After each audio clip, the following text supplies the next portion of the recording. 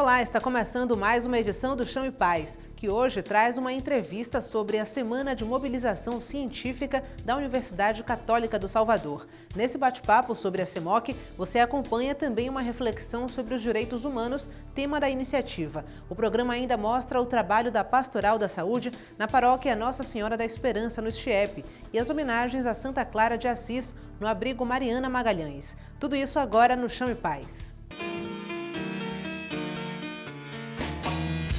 Santa Clara de Assis é padroeira do abrigo Mariana Magalhães, em Salvador, e por isso recebe homenagens daqueles que moram ou trabalham no local. Clara, Clara, Clara, abrigo de leilões.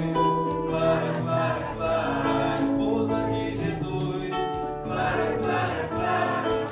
Uma celebração eucarística marcou o encerramento dos festejos em homenagem a Santa Clara no abrigo Mariana Magalhães. A Casa de Acolhimento tem como protetores a padroeira da televisão e São Francisco de Assis, que por sua vez foi a grande inspiração de Santa Clara em 1212, quando ela abriu mão da riqueza da família e da vida tranquila para seguir Jesus de uma forma radical.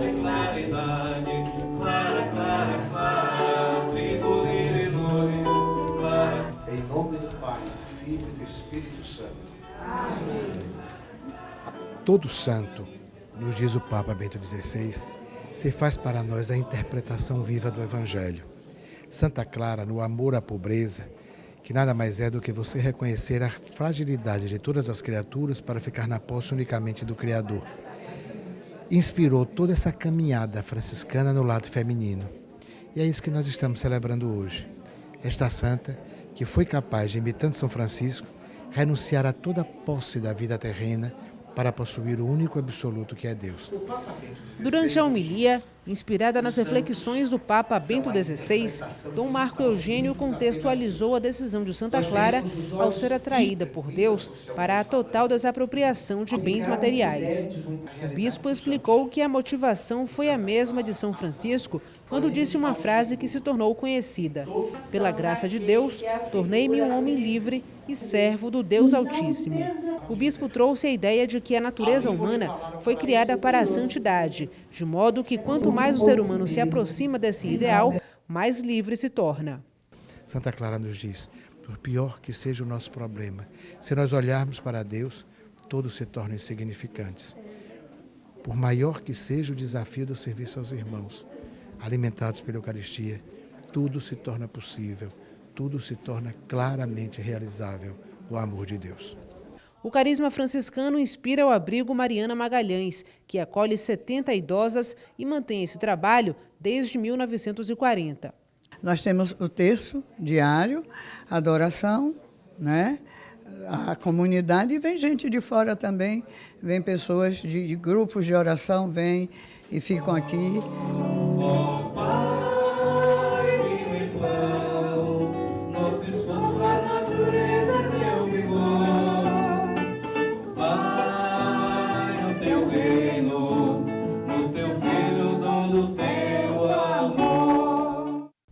Até o próximo sábado, dia 24 de outubro, pesquisadores, estudantes, doutores e pessoas interessadas no tema dos direitos humanos vão se reunir nos espaços onde acontece a 18ª edição da CEMOC. Saiba os detalhes com a jornalista Patrícia Luz, coordenadora da Pastoral Arquidiocesana de Comunicação. Entre os dias 18 e 29 de outubro, a Universidade Católica promove a CEMOC, Semana de Mobilização Científica. Para falar dessa programação tão rica, nós recebemos aqui o professor José Menezes, que é doutor e pós-reitor em pesquisa e pós-graduação na universidade. Seja bem-vindo, professor. Muito obrigado, Patrícia. É um prazer estar no programa, fazer a minha contribuição, cumprir o papel da universidade para a comunicação. Essa temática desse ano trata dos direitos humanos. Como que a universidade vai dar conta de um tema tão amplo em tão poucos dias? Não dá conta, em primeiro lugar, mas não pode ficar omissa. Então, o papel da universidade é justamente colocar em debate, colocar as grandes inteligências internacionais que estão se dispondo a pensar o assunto, investigar, né, com conceitos, com ideias, com análise de fatos, com organização dos dados que empiricamente são coletados, com o debate muito quente a respeito dessa fragilização continuada que vemos dos direitos elementares do homem, colocar isso em pauta. Para quê? Para que a comunidade tenha ideias muito mais claras e precisas para diagnosticar a realidade, para ajudar a subsidiar políticas públicas e políticas sociais que interfiram efetivamente e que para a própria universidade se comprometa, através dos trabalhos de extensão, a estar presente na comunidade, ajudando a minorar essa fragilização dos direitos humanos e, ao contrário, fortalecer as ideias permanentes dos direitos humanos. Aliás, uma civilização, uma cidade, uma cidadania só pode ser construída se a gente garantir os direitos elementares daqueles que ali convivem. Nessa mobilização científica, com certeza os alunos têm a oportunidade de apresentar seus trabalhos, aquilo que eles adquiriram ao longo do tempo na universidade. E a gente percebe também que cada vez mais os jovens vão entrando cada vez mais jovens na universidade. Como é essa iniciação científica atualmente? Impressionante. Em primeiro lugar, por causa da sensibilidade do jovem. É um momento próprio, quem está aí com 18, 20, 23 anos, 25 anos, é uma idade própria do entusiasmo, da esperança pela vida, do desejo de transformar a realidade, etc. E quando os jovens descobrem os mecanismos mediante os quais eles podem entrar na realidade e, com eficácia, fazer intervenções muito precisas, ele dá os primeiros passos na investigação, aprende metodologias, domina pensamentos de certos autores, teorias, conceitos, técnicas que fazem com que eles entrem na realidade de forma um pouco mais assertiva, um pouco mais acertada, eu diria. O entusiasmo é incrível. Por exemplo, você vê a comunidade de iniciandos científica da Universidade Católica, esses meninos, a quantidade que tem feito com os temas relativos à violência, ao aborto, a questão da organização das famílias, a questão dos presidiários, a questão do acesso àquelas coisas elementares, como, por exemplo, acesso à saúde, né, os passeios públicos com o mínimo de regularidade para as pessoas deficientes terem acesso. Enfim, uma série de questões, de problemas muito concretos, muito pontuais, que esses meninos se aparelham com teorias e técnicas de intervenção para poder dar os primeiros passos na ciência, daqui a pouco participar de grandes reuniões como essa, publicar, discutir, fazer uma carreira aí com mestrado, doutorado pela frente. O papel da universidade numa sociedade marcada pelo desrespeito aos direitos humanos entra em pauta na entrevista com o pró-reitor da UXAL, o professor José Menezes. Confira.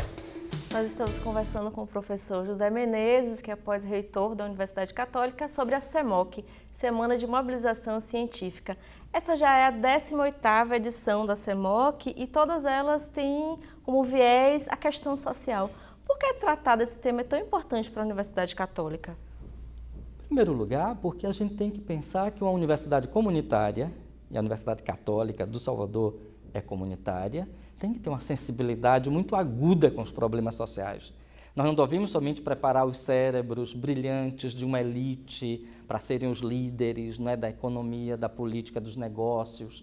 Nós devemos preparar profissionais e grandes pensadores que sejam sensíveis às questões prementes da organização da nossa sociedade contemporânea. Então, temas como ordem social, violência, sistema familiar, problema da fome, problema da moradia, o problema do meio ambiente. Sem um meio ambiente decente, se a gente acaba, por exemplo, com o resto de Mata Atlântica que a gente tem na cidade de Salvador, se a gente não planeja com correção o uso do solo, com um plano diretor mais assertivo, né, a gente tem sérios problemas de aviltamento do direito das pessoas. Direito a quê? A viver numa cidade decente, em que a gente anda com segurança, em que a gente encontra os hospitais com portas abertas e um sistema universalmente acessível a todas as pessoas, né, que não sejam somente os ricos a terem acesso à saúde, que o cárcere seja um lugar menos cruel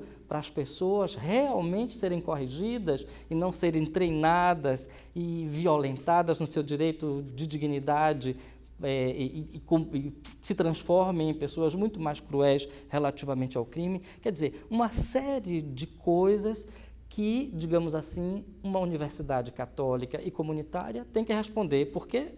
Porque a natureza dela é essa natureza que responde ao social.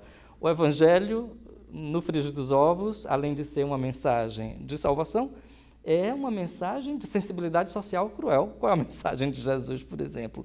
Não é? Se você realmente pegar na sua estrutura de sensibilidade social, o que os evangelhos dizem? Preocupação com aqueles que estão mais fragilizados. Isto, uma instituição de pesquisa, de ensino, de feitura de ciência, em seus laboratórios, na sala de aula, com seus doutores, mestres, biblioteca, etc., e nos seus encontros internacionais de debate, tem que colocar sempre como sendo, digamos assim, a ponta da lança de dissuasão. A humanização do Sistema Único de Saúde está no campo de ação da paróquia Nossa Senhora da Esperança, no Estiep. Em parceria com a Universidade Federal da Bahia, a paróquia realiza um ciclo de palestras sobre o tema. Veja os detalhes na reportagem. Acolhe onde está, né? Ajuda onde está, espera e chama as pessoas qualificadas para fazer isso. No auditório da paróquia Nossa Senhora da Esperança, estudantes da área de saúde ouvem atentos os conceitos de acolhimento e avaliação de risco em urgência, apresentados no ciclo de palestras que tem como objetivo colaborar para uma formação humanizada dos futuros profissionais da área. Então, no momento que eu ouço a queixa, que eu faço a escuta, que eu reconheço a demanda, né, que ele está tendo de saúde, eu tenho que fazer encaminhamentos, tenho que atender, isso se chama vínculo. A responsabilização é quando eu estabeleço uma intervenção ou faço um encaminhamento, eu sou responsável por aquela pessoa que eu atendi. E a eficiência e eficácia é que, nesse processo de atender esse paciente ou esse usuário, nós podemos analisar custo-benefício e o processo. Como o processo foi desenvolvido. Se ele foi mais harmônico, se ele foi humanizado, se ele foi articulado, integrado com outros setores, né, da sociedade, porque ninguém mais hoje, a integralidade é o que move o Sistema Único de Saúde. Esse é um dos trabalhos sociais realizados na paróquia, que oferece atendimento médico à comunidade. Em palestras, né? Às vezes, no próprio atendimento, né, nós já orientamos a que profissional ele deve se dirigir, a que setor da saúde ele vai procurar, se é uma assistência básica, se é um hospital.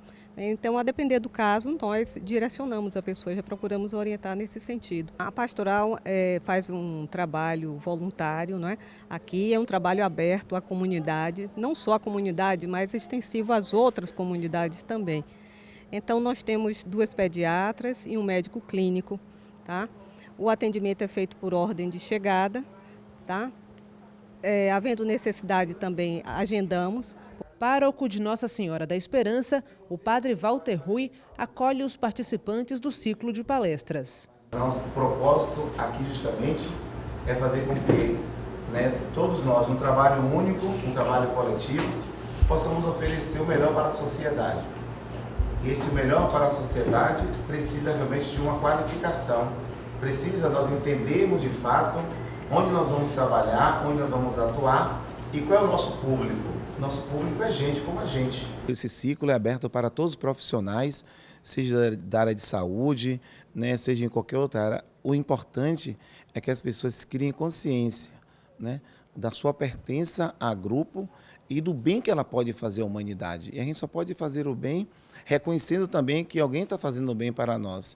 Então, à medida que eu reconheço que alguém está fazendo o bem para mim, é aquela coisa, gentileza gera gentileza. Então, se eu me humanizo, com certeza, onde eu estiver, também as pessoas serão humanizadas.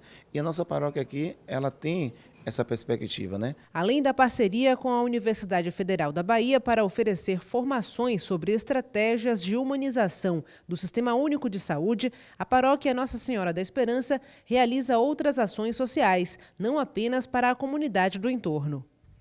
Lembrando que não é só um trabalho que fica fechado aqui na paróquia. Temos pessoas aqui que são atendidas de vários bairros, que vêm justamente para, né, ter acesso, às vezes, àquilo que o próprio governo municipal, estadual não oferece. Então, aqui eles encontram, né, esse espaço saudável, um espaço onde a gente cuida dele no todo. E aqueles que têm uma necessidade maior, nós oferecemos uma cesta básica no final do mês, né? Nós oferecemos a pastoral da escuta também, que tem um grupo também que está se formando agora, e que elas estão aqui justamente para ouvir qualquer pessoa que chegue, já que a demanda de atendimento aqui da parte dos sacerdotes é muito grande, e tem pessoas que não querem falar com o padre, querem falar justamente com uma pessoa que possa escutar. Ao mesmo tempo, ele tem que interagir com toda a rede para saber onde é que ele vai levar aquela pessoa. Eu estou considerando, gente, que nós temos uma unidade móvel que vai até o local da ocorrência, né? Nesta semana, integrantes de 17 universidades estrangeiras se reúnem em Salvador para discutir os direitos humanos, a partir de conceitos, fatos e análises. Confira agora os destaques da programação. Eu tenho certeza que quem está acompanhando o nosso programa está curioso para saber como é essa programação, como as pessoas podem participar da CEMOC. A CEMOC está madura, está com 18 anos, então é de fato uma, digamos, instituição dentro da instituição. Nós temos aqui, nesta CEMOC, nessa 18ª CEMOC, a internacionalização pesada. São 17 universidades estrangeiras presentes, europeias, latino-americanas, nossos vizinhos aqui da Argentina, do Chile, do Uruguai, nossos vizinhos, não tão vizinhos assim, mas nossos irmãos de Cuba, enfim, várias universidades mundo afora que estão mandando os seus grandes pesquisadores especializados em direitos humanos debater conosco aqui. Então, a programação, muito objetivamente, de forma bem didática, você encontra na página da Universidade Católica. O endereço é www.ucsal.br www.ucsal.br. Mas nós temos algumas, alguns microeventos dentro da CEMOC que merece destaque. Em primeiro lugar, a abertura com um português e um espanhol discutindo como em seus países está na pauta esse debate de direitos humanos. Todos vocês estão vendo nos noticiários, qualquer noticiário, o drama, não é? Na Europa vivido hoje, né? Um continente rico, não é? E recebendo milhares e milhão de migrantes. Como é que esse processo está sendo efetivado por aquelas autoridades, por aquelas sociedades tão endinheiradas, tão bem apossadas? A gente vê cenas de horror. Como é que a gente trata o estrangeiro? Então, a migração, que é um problema forte, é um problema sério, etc. Então, nós temos essa discussão logo na abertura da CEMOC, na Cúria, no auditório da Cúria de Salvador, e depois, à noite, nós temos a abertura solene com as duas autoridades eclesiásticas, o Dom Murilo e o Padre Maurício, que é professor e doutor reitor da Universidade Católica, que vão discutir quais são as implicações de uma universidade confessional com os direitos humanos. Que sentido tem falar de direitos humanos? Como é que a tradição cristã, ou que a tradição judaico-cristã, tratou da questão, tratou do problema até hoje? Depois nós temos várias outras mesas muito interessantes, grandes conferências, mesas redondas, minicursos, tudo isso vocês encontram lá nessa programação disponibilizada no site que eu acabei de lhes indicar, né? Mas nós temos também algumas ocorrências muito interessantes, por exemplo, o Ministério Público, né? Então, as personalidades jurídicas desse ambiente vão estar discutindo em sincronia com a Universidade Católica, no seu auditório para 600 pessoas, lá no centro administrativo, questões relativas aos direitos humanos, com professores doutores muito ligados à Católica. Depois nós vamos ter um festival de gastronomia, que vão estar durante toda a semana fazendo festival de gastronomia. Para quê? Para a gente relembrar grandes nomes dos direitos humanos. Então nós vamos ter a oportunidade de degustar, por exemplo, o espaguete à moda de João Paulo II, não é? A comida baiana ao paladar de Manduce, o carneiro ao sabor privilegiado de Dom Avelar. São nomes dos pratos que a gente está colocando. O SENAC abriu suas portas, sua estrutura, seu know-how em gastronomia para falar que a mesa ela também é um direito, portanto evoca a fome, aquelas pessoas que não têm acesso, né, ao alimento com dignidade. Aquelas pessoas que estão empobrecidas e dramaticamente achatadas a viverem em condições subhumanas. Então, veja, uma instituição como o SENAC, nos seus 2 restaurantes da cidade, pactuam conosco para fazer uma semana inteira de atividades relativo ao que eles sabem fazer. Né? Isso vocês encontram no site também. Depois nós temos 4 igrejas com órgãos de tubo que vão fazer concertos barrocos, SEMOC, Direitos Humanos, Católica, aberto, gratuito para a comunidade que quer escutar música fina, música de bom gosto. Depois 11 museus da cidade que vão abrir as portas para fazer mostras, não é, dos seus acervos com foco nos direitos humanos. Depois, o estádio de Pituaçu, aberto pela Sudesb para nós da Católica, em parceria que fizemos, para fazermos torneio de esportes amadores, direitos humanos, Católica, SEMOC. Uma série de atividades cuja programação você encontra lá e todas reforçando essa ideia. Estamos num tempo em que a fragilização dos direitos humanos ela é intensa, ela é extremamente veloz e ela alcança uma escala incrivelmente cruel. É muita gente sofrendo e essa dor tem que causar sensibilidade em nós que pesquisamos, que nos doutoramos, que estudamos, que fazemos iniciação científica, que estamos nas engenharias, no direito, na psicologia, na gastronomia, etc. Nós precisamos colocar isso em pauta, não é? Porque, afinal de contas, se trata de reconhecer que sem indicadores de civilidade, sem indicadores de que somos uma comunidade, nos solidarizamos com a dor daquele que, momentâneo ou estruturalmente, está vivendo em fragilidade, se nós não fazemos isso, nós corremos um sério risco de perder aquilo que a tradição fez para a própria civilização. Eu acho que essa lembrança é o papel da universidade fazer, sabe? Não somente como evento, com as pessoas que vão estar reunidas, mas com todo o material que depois a gente vai disponibilizar gratuitamente em vídeo, em textos, em entrevistas, em matérias, com um caderno especial do jornal à tarde, etc., para que todo mundo tenha acesso àquilo que a gente conseguiu produzir. Que riqueza de programação, tenho certeza que a SEMOC, a Semana de Mobilização Científica da Universidade Católica, vai ser um sucesso, todo mundo está convidado a participar. Nós agradecemos a presença do professor Menezes, que é pós-reitor da Universidade Católica. Quer deixar uma palavra, uma mensagem, um convite aos nossos telespectadores? Olha, sejam bem-vindos. A abertura vai se dar com uma missa no dia do aniversário da Universidade Católica, na Igreja do Bonfim, na Colina Sagrada, às 10 horas da manhã, né, presidida pelo senhor arcebispo e depois pelo padre Maurício, nosso reitor. Né? E ali a gente vai dizer para a cidade, não é? E com o Fred Dantas tocando o hino do Senhor do Bonfim, vai dizer para a cidade que o que a gente quer é uma cidade em que o direito elementar da pessoa, a dignidade da pessoa, né, e os princípios éticos que balizam a nossa convivência são os elementos mais fortes de uma universidade que se quer católica, comunitária, filantrópica, quer dizer, antenada aos problemas sociais emergentes dos nossos tempos. Muito obrigado pela audiência.